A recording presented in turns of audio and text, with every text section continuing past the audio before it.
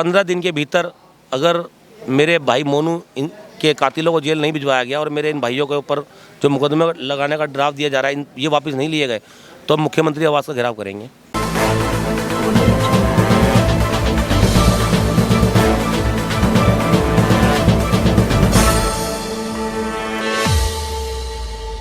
आज हम मौजूद हैं सोहलपुर गाड़ा गांव में, जहां भारतीय किसान यूनियन बेदी के सभी कार्यकर्ता पदाधिकारी लोग आए हैं। तो हमारे साथ अभी मौजूद है इसके राष्ट्रीय अध्यक्ष राहुल बेदी जी। आइए उनसे बात करते हैं। सर, स्वागत है आपका। सर, जो आज आप सोहलपुर गाड़ा गांव में आए तो किस नज़र से देख रहे हैं आप इस केस को? सोहलपुर गाड़ा में जो हम आए हैं, मुझे अपनी नज़रों से क्या दिखना, वो तो आपको भी अपनी नज़रों से दिख रहा है कि मेरे भाई मोनू वसीम के साथ बेइंसाफ़ी हुई है, उसे मौत के घाट उतारा गया है। इनका कहना यह है कि जोड़ में डूबने से उसकी मौत हुई है। तो आप वीडियो देख सकते हैं, जो नहर में का तैराकी हो तो वो जोड़ में नहीं डूब के मर सकता। और जो ये गौकशी वाला मामला बता रहे हैं, अगर कुछ ऐसा मामला भी था तो इनको किसने इतनी ताकत दी है कि ये किसी को जान से मार देंगे? अगर कोई ऐसी उससे गलती हुई भी थी या वो गलती में पेश पाया गया तो यह उसे मुकदमा लिखकर जेल भेजना कार्य करते, तो किसी को मौत के घाट उतारने का कार्य नहीं कर सकते, इतनी इनकी ताकत नहीं है। तो सर, जैसे लोगों का आरोप है कि पोस्टमार्टम की जो रिपोर्ट आई है वो गलत है, तो इसमें क्या संज्ञान लेंगे? क्या लेंगे? मतलब दोबारा से होना चाहिए पोस्टमार्टम या सीबीआई जांच हो? हम इसकी पुष्कर धामी से चाहते हैं कि इसकी सीबीआई जांच हो, निष्पक्ष हो, उसमें कोई किसी का रोल ना हो, जो इंसाफ हो वो करा जाए और सच्चाई का साथ दिया जाए। मैं आप पत्रकार बंधु को भी कहूँगा, आप मेरी बात तब सुनना जब आप सच का सामना कर सकते हो। ये मेरी बात जो है ना, पुष्कर धामी जी तक शाम तक पहुँचा देना कि अगर इसमें जांच, सीबीआई जांच इंसाफ के साथ नहीं कराई गई ना, तो हम बहुत जल्द आवाज़ घेरने का कार्य करेंगे। तो सर, जैसे देखा जा रहा है, कई संगठनों के लोग, कई समुदाय के लोग रोज़ यहाँ पर आ रहे हैं, इन लोगों से बात कर रहे हैं, परिवारजनों से। तो इसका गांव वालों का यह कहना है कि सर, ये जो लोग आ रहे हैं सब अलग अलग दिन नियुक्त कर आ रहे हैं, सब एक ही दिन इकट्ठा हो, बात करें आपस में और सब एक साथ होकर, एकजुट होकर इस न्याय की लड़ाई में लड़े। जब ऐसा समय आएगा तब सब संगठन के लोग जो इस परिवार के साथ चलना चाहता है, इंसाफ दिलाना चाहता है, वो एक जगह पर, एक ही मंच पर मिलेंगे। जिस दिन पुष्कर धामी जी का आवाज़ घेरने का कार्य होगा तो उस दिन सभी संगठन, जो राजनेता लोग हैं, जो इस परिवार को इंसाफ दिलाना चाहते हैं, वो एक ही मंच पर, एक ही जगह पर मिलेंगे आप लोगों को। तो सर, जैसे आज आप आए, आपने इनके परिजनों से बात की, ग्रामीणों से भी बात की, तो अगला स्टेप क्या रहने वाला है आपका? हमने आपको पहले भी बता दिया है कि अगर 15 दिन के भीतर अगर मेरे भाई मोनू के कातिलों को जेल नहीं भिजवाया गया और मेरे इन भाइयों के ऊपर जो मुकदमे लगाने का ड्राफ्ट दिया जा रहा है ये वापस नहीं लिए गए तो हम मुख्यमंत्री आवास का घेराव करेंगे। ये जलते घर को देखने वालों, फूस का छप्पर आपका है, आग के पीछे तेज हवा है, बाकी मुकद्दर आपका है। और उसके कत्ल पे मैं चुप था, मेरा नंबर अब आया है, और मेरे कत्ल पे तुम चुप हो, अगला नंबर आपका है। तो मैं ज़्यादा नहीं कुछ कहते, मेरे इसी में सब चीज़ है। जो नहीं कहना मैंने वो कह दिया। तो संगठित हो जाओ, इसमें ना हिंदू की ज़रूरत है ना मुसलमान की ज़रूरत है, संगठन की ज़रूरत है। जब हम संगठित होंगे तो हमारे सारे काम सुने जाएंगे, सारे काम होंगे। और मैं उम्मीद करता हूँ अल्लाह की जात से, आप लोगों की दुआ से, कि इसमें दूध का दूध, पानी का पानी होकर रहेगा। इसी के साथ जय जवान जय किसान। आपने बताया है और इस पर्यटन का सभी लोगों को मालूम है, बहुत दूर दूर तक आवाज़ पहुंच चुकी है। लेकिन ये भाजपा की गूंगी बहरी सरकार और जो अधिकारी आज की तारीख में, आजकल इनका संगमन विलम्ब हो चुका है। अधिकारी आते हैं, वो सरकार भेजती है और सरकार के लोग इन अधिकारियों को दबाव में लेकर जो ये अत्याचार हुआ है, ये बेखूबी आप सब लोग जानते हैं। बहुत दुर्भाग्य की बात है, हमारे देश की तहजीब, हिंदू मुस्लिम सिख ईसाई आपस में है, सब भाई भाई। ये भाजपा की सरकार हम आपस में लड़ाकर अपना उल्लू सीधा करती है। और जो सोनू मोनू भाई के साथ यह घटना घटी है, ये बहुत दुखद घटना घटी है। यदि उसने कुछ गलत किया भी हो, उसको सजा देने का अधिकार कोर्ट कचहरी का है, ये पुलिस का अधिकार नहीं। किसी के गोली मार दी, किसी को जबरदस्ती बंद कर दिया, किसी को लूट में बंद कर दिया, किसी को मर्डर में बंद कर दिया है। जब से यहाँ ये नए एसएसपी महोदय आए हैं, जब से तो हरिद्वार जिले का तो बहुत ही बुरा हाल हो चुका है। रोजाना रेप हो रहे हैं, रोज मर्डर हो रहे हैं। मैं धामी सरकार से पूछना चाहता हूँ, धामी जी से पूछना चाहता हूँ, क्या आपने इसी तरह का लैंड ऑर्डर तैयार किया है? जो लोगों को अत्याचार हो रहा है, आपकी आंखें बंद है। और ये सोनू मोनू भाई के साथ जो घटना घटी है, हमारी भारतीय किसान यूनियन राहुल बेदी जी, ये घटना मिलीजुली साजिश के तहत साजिशन प्री प्लान जो है ये हरकत की गई। और देश के कोने कोने में आप लोग देख रहे होंगे कि इस घटना का जो है, जो लोग ईमानदार लोग हैं, जो लोग अमन पसंद लोग हैं, जो लोग इंसाफ पसंद लोग हैं, वो इस घटना की निंदा कर रहे हैं और आप लोगों के बीच यहाँ आ भी रहे हैं बारी बारी से। तो ये देश की बहुत अच्छी बात है कि यहाँ की गंगा जमनी तहजीब है और हिंदू मुस्लिम सभी का यहाँ संगम है। और हमारे राष्ट्रीय अध्यक्ष राहुल बेदी जी और इसी तरीके से हमारे प्रदेश के अध्यक्ष संजय दाताराम चौहान जी और भारतीय किसान यूनियन बेदी की पूरी टीम आप लोगों के बीच आई है। अभी 4 दिन पहले मैं भी यहाँ आया था, अजरुद्दीन भाई से मेरी बात हुई थी उस दिन भी। तब भी साथियों हमने जो है, जितने यहाँ के विधायक हैं, इन सभी को लेटर लिखा 26 तारीख को। 26 तारीख को लेटर लिखा हुआ मैं आप लोगों को दिखा दूंगा।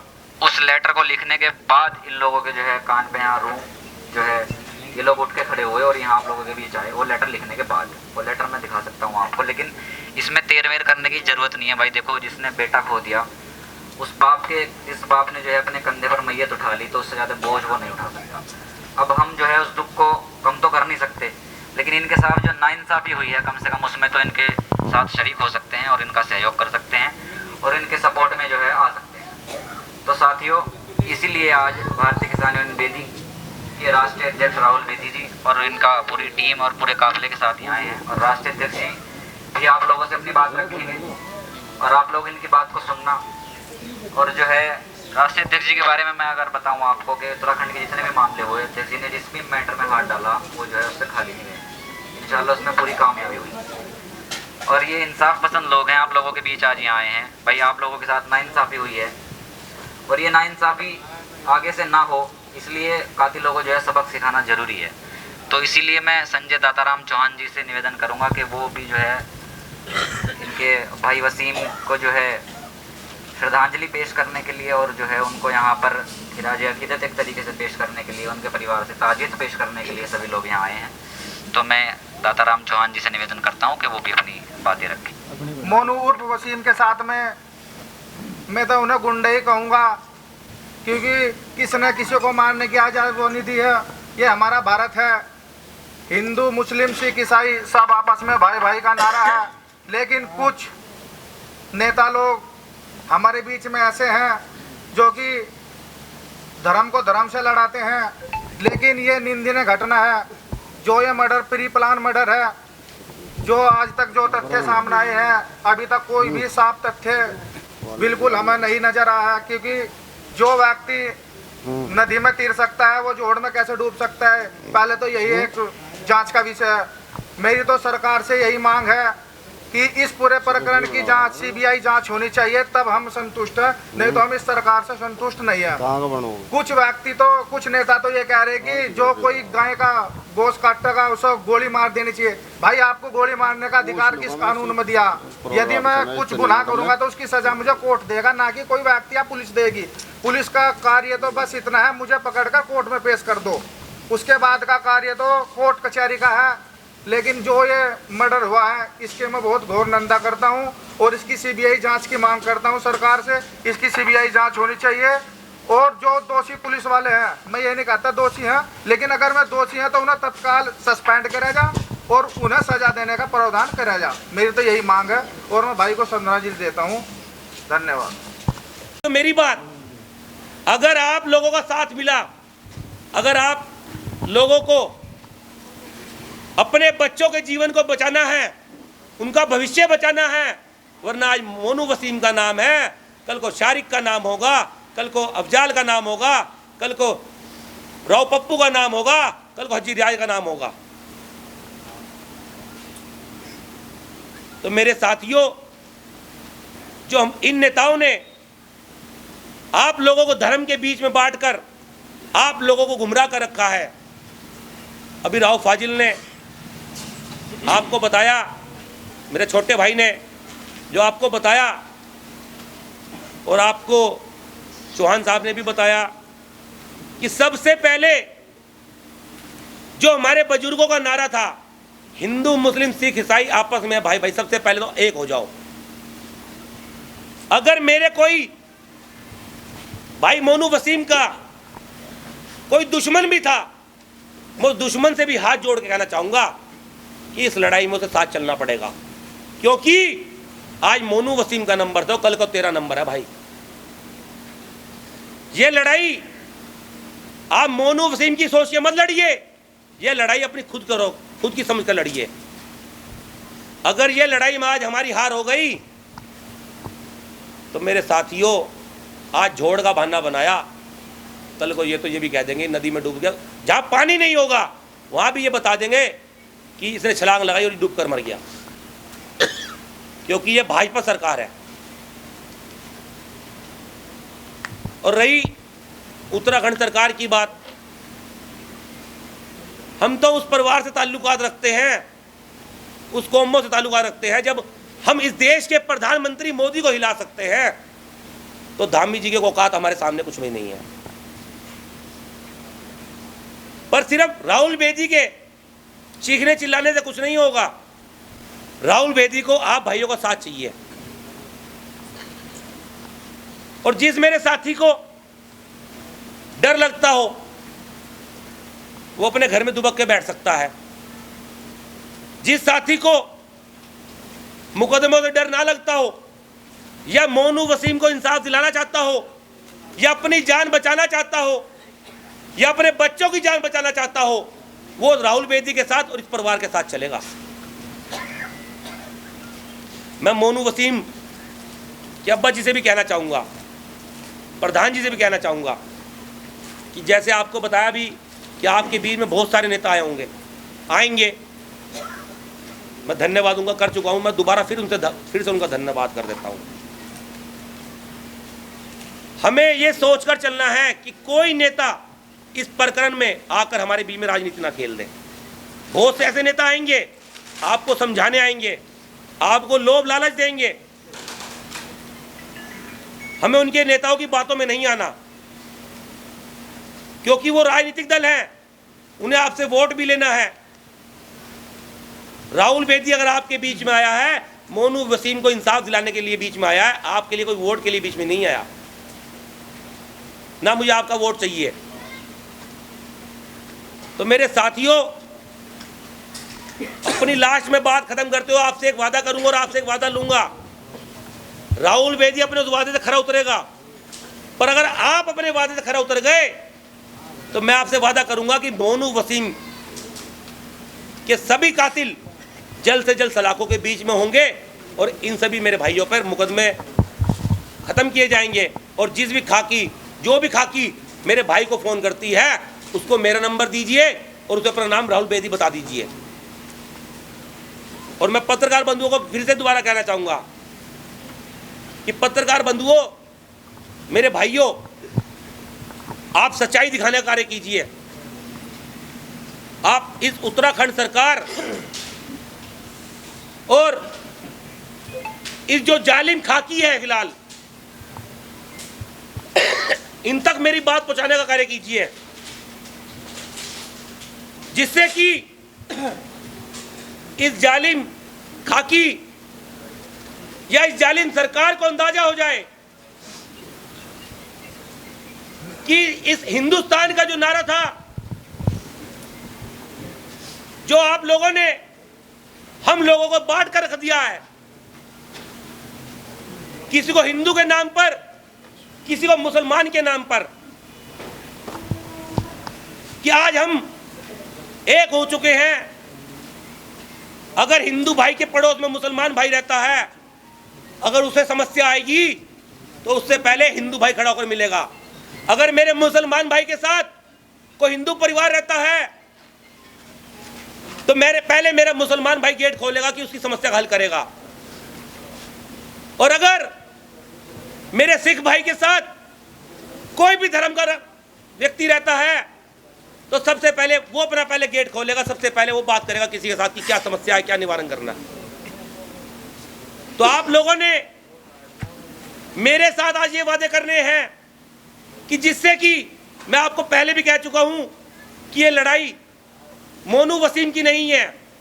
ये लड़ाई आज अगर वसीम की है तो कल को शारिक की होगी, कल को रऊफ फाजिल की होगी, कल को असलम की होगी। तो मेरे साथियों, अब ये तुम्हारे हाथ में है कि हमें इन लोगों से लड़ाई करनी है या अपने बच्चों के सर कलम करवाने हैं। मैं अपने नौजवानों भाइयों से कहना चाहूंगा, याद करो, हम तुम तो उस समय नहीं थे, मेरे बुजुर्ग बैठे हैं, याद करो उस समय को। हमारे बुजुर्गों ने जो इस देश को आजाद कराने के लिए अपनी गर्दनें कलम करा दी, पर उन ब्रिटिश सरकारों के आगे झुके नहीं। तो जो मोदी सरकार है, यह रंडवों की सरकार है, क्योंकि मोदी का ना आगे ना कोई पीछे। जिसका परिवार होता है उसे बच्चों को दर्द मालूम होता है। अगर आप सोचो हम घर में दुबक कर या घर में बैठकर या इनके डरावे से डर जाएं और हमारे हल निकल जाएंगे, तो मेरे भाइयों, मैं आपसे हाथ जोड़कर अपील करता हूं, अगर आज वसीम की हत्या हुई है तो कल को आप लोगों को भी नंबर जल्दी आने वाला है। और जो एक धर्म को टारगेट किया जा रहा है, उस टारगेट को सबसे पहले रोकना है। यही अगर राहुल बेदी होता तो राहुल बेदी के साथ कोई चांस नहीं था इस तरह सिलसिले का। अगर वसीम मिल गया तो उस पे गौकशी लगा दी। गौ माता की पूजा तो मैं भी करता हूं, पर गौ माता के को बीच में लाकर किसी से राजनीति नहीं करता या अपनी मान सम्मान का सेकने का कार्य नहीं करता।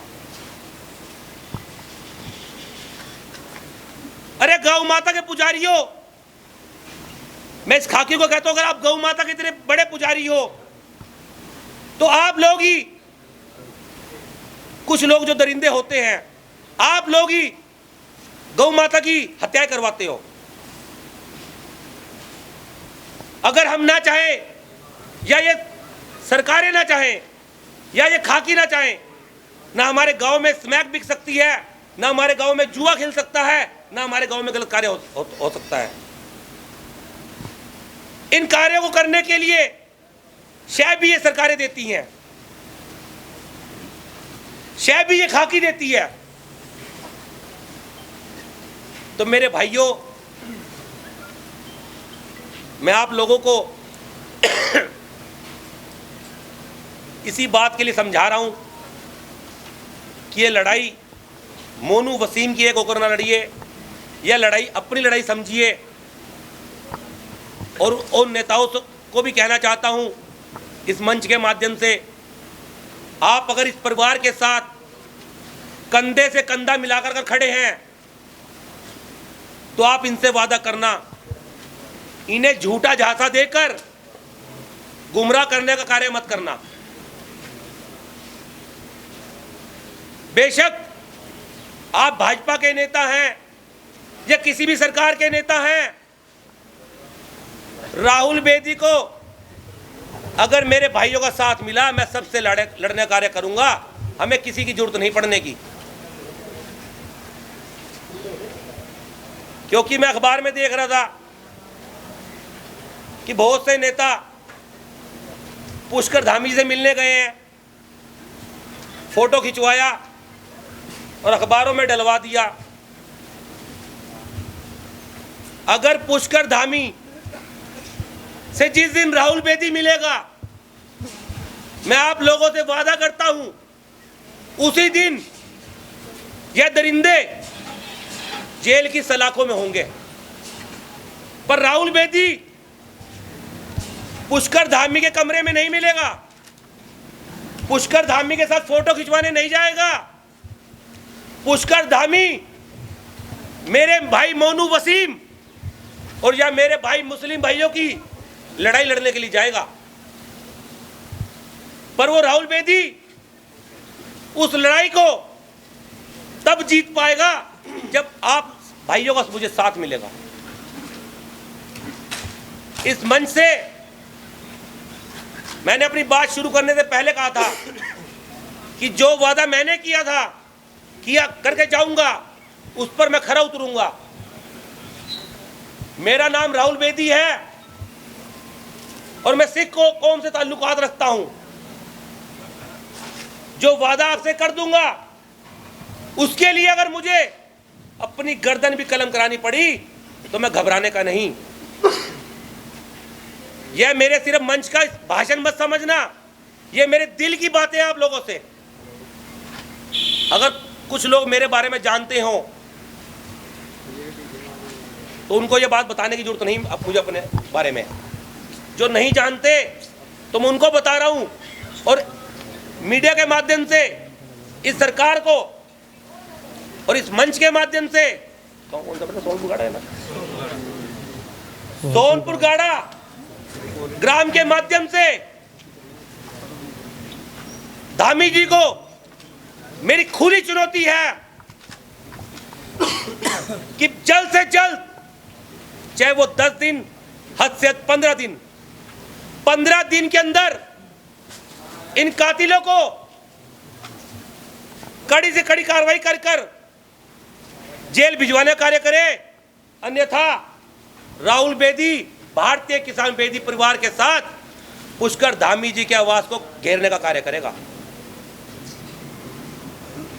मैं बता चुका हूं, मैं कमरे में नहीं बैठूंगा। मैं अगर बैठूंगा तो पुष्कर धामी के आवास के बाहर बैठूंगा। जब तक मेरे भाई मोनू वसीम के दरिंदे जेल में नहीं जाएंगे तो राहुल बेदी वहां से उठने वाला नहीं है। और जब तक मेरे भाइयों को आश्वासन नहीं मिलेगा कि आगे से कोई ऐसी हरकत नहीं होगी कि आज मेरा अगर मोनू भाई चला गया है तो कल को मेरे को दूसरे भाई को जाना पड़ेगा, तब तक हम नहीं उठेंगे। अभी कुछ नहीं हुआ, अभी चर्चाएं चल रही, लोग आ रहे हैं जा रहे हैं, अभी कुछ ऐसी बात नहीं हुई। अभी आश्वासन मिल रहा है, इसके अलावा कुछ नहीं है अभी। तो काफ़ी दूर दूर से लोग आ रहे हैं और सब न्याय दिलाने की बात कर रहे हैं, तो इनकी बातों से क्या लगता है, क्या न्याय दिला पाएंगे? उम्मीद है जी, इंशाल्लाह उम्मीद ये है कि न्याय मिलेगा, क्योंकि जैसा ये मामला हुआ है, अभी उत्तराखंड में ऐसा कोई मामला नहीं हुआ, ये पहला मामला है।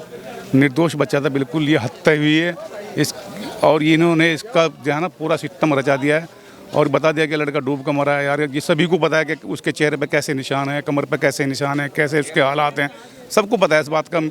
लेकिन अभी आपको पता है, ज़्यादा मीडिया को सभी पता है, ऐसी बात नहीं है जी। तो सर जैसे देखा गया है कि चोट के निशान थे, गांव वालों का कहना है, चश्मदीद गवाह थे कुछ, उनका भी यही कहना है, तो पोस्टमार्टम रिपोर्ट जो आई उससे सहमत नहीं है? बिल्कुल सहमत नहीं है सर, और अगर ज़रूरत पड़ी तो हम दोबारा